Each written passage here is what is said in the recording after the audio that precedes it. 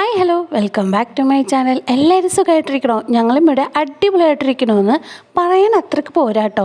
കുറച്ച് ദിവസങ്ങളായിട്ട് എല്ലാവർക്കും പനിയും ചുമയും തുമ്മലും ചീറ്റലൊക്കെ ആയിട്ട് അങ്ങനെ തട്ടിമുട്ടൊക്കെ പോകായിരുന്നേ. അങ്ങനെ കുറേ ദിവസത്തെ ഇടവേളയ്ക്ക് ശേഷം ഞാൻ ഇന്ന് മുതൽ അങ്ങോട്ട് വീഡിയോ ഇടാമെന്ന് വിചാരിച്ചേ. അപ്പോൾ ഇന്നത്തെ ഒരു കുട്ടി ഈവനിങ് ബ്ലോഗിലേക്ക് എല്ലാവർക്കും സ്വാഗതം.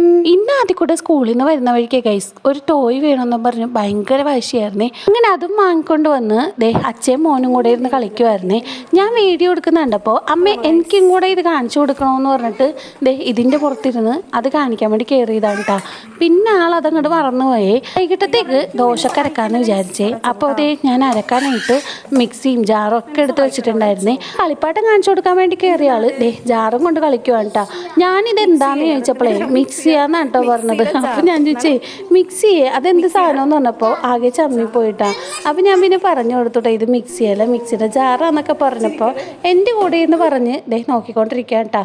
ഇനി ഇവനിവിടെ കയ്യിൽ വെച്ചുകൊണ്ടിരുന്ന എൻ്റെ പണി നടക്കില്ല കേട്ടോ ഗൈസ്. അപ്പം ഞാൻ ഏട്ടൻ്റെ അടുത്ത് ഏൽപ്പിച്ച് അടുക്കളയ്ക്ക് തിരികെ പോന്നു കേട്ടോ. കാണുന്ന പഴവും പേരക്കൊക്കെ ഇവിടെ തന്നെ ആയതാണേ. അപ്പോൾ പഴം ആദ്യക്കൂട്ടൻ്റെ ഇടയ്ക്ക് വന്ന് കഴിക്കുന്നുണ്ട്. പേരക്ക് ഞാൻ മുറിച്ച് കഴിച്ചുകൊണ്ടിരിക്കുക കേട്ടോ. ചായക്ക് വെച്ച് കഴിഞ്ഞ് അതിൻ്റെ ഇടയിൽ നമ്മുടെ ആദൂസ് വന്നിട്ടുണ്ടായിരുന്നേ.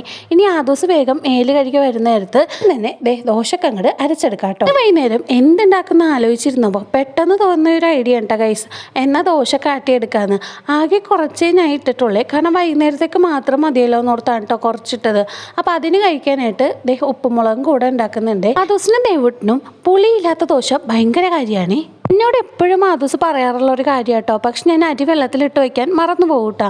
ഇന്നും ഞാൻ മറന്നു പോയിട്ടാ ഗൈസ്. ഒരു 3-3:30 ആയപ്പോൾ ഇത്തിരി അരിയും ഉഴുന്നും പിന്നെ കുറച്ച് ഉലുവയും നന്നായി കഴുകിയെടുത്ത് തിളച്ച വെള്ളത്തിൽ ഇത് കുതിർക്കാനായിട്ട് ഇട്ടു കേട്ടോ. മറ്റു പറഞ്ഞാൽ ആകെ ഒരു 15 മിനിറ്റാണ് കേട്ടോ ഇത് കുതിർത്ത് വയ്ക്കാനായിട്ട് എനിക്ക് സമയം കിട്ടിയത്. ആദൂസ് വരാൻ സമയമായതുകൊണ്ട് അത്ര നേരമൊന്നും വെക്കാൻ പറ്റില്ലല്ലോ. വേഗം തന്നെ അത് അരച്ചെടുത്തുട്ടോ. അരയ്ക്കാൻ നേരം കുറച്ച് ചോറും കൂടി ഇട്ടാട്ടോ അരച്ചത്.